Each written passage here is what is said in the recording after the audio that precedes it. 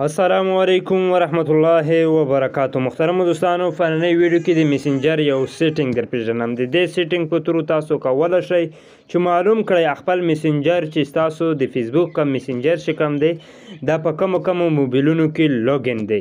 دوهم د دې طریقې په تورو تاسو کولی شئ چې تاسو له هغې څخه دا میسنجر چې کوم دی ختم کړئ. دریم تاسو خپل میسنجر چې کوم دی څنګه خپل آی ډي د میسنجر څخه ختمولی شئ.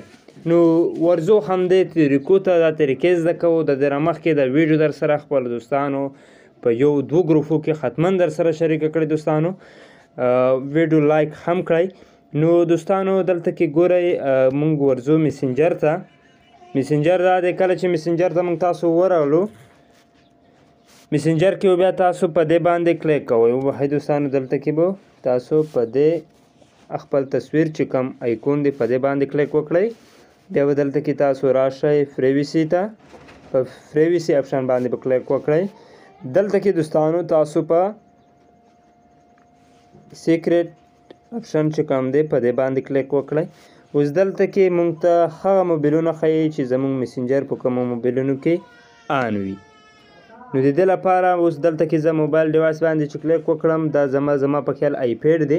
په دې کې دغه میسنجر چې کوم دی لوګین دی یو زما په همدې موبایل کې ریډمي 9 موبایل کې چې کوم دی لوګین دی. دلته کې درته لیکلی دی چې دیس لوګین. که د موبایل نام نه لاندې وګورئ دیس لوګین درته لیکلی دی.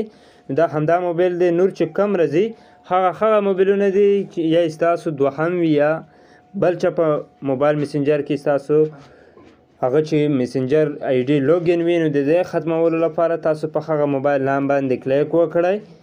په هغه باندې کلیک کولو وروسته دلته کې ریموو ډیوایس اپشن درکوي. په دې باندې کلیک وکړئ. بیا دلته کې دوستانو ریموو اپشن درکوي. په دې ریموو اپشن باندې کلیک وکړئ.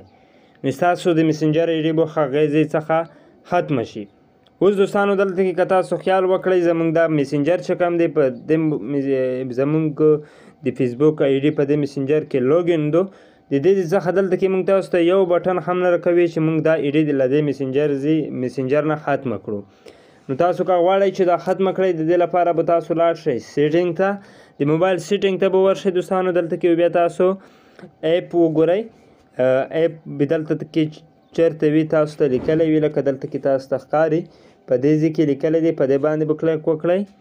دلته کې به تاسو منیج ایپ باندې کلیک وکړئ.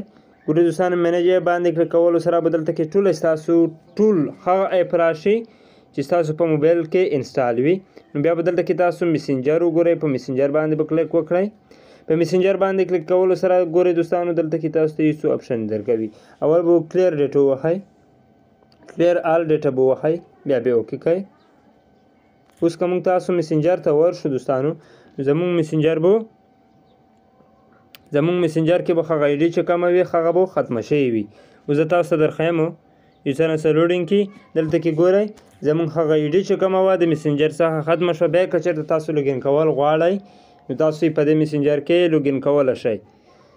د میسنجر په باره کې نوره طریقې هم زه تاسو ته اپلوډ کوم. د ویډیو حتما خپلو ملګرو سره شریکه کړئ. لایک یې کړئ. تر بلې ویډیو د الله په امان.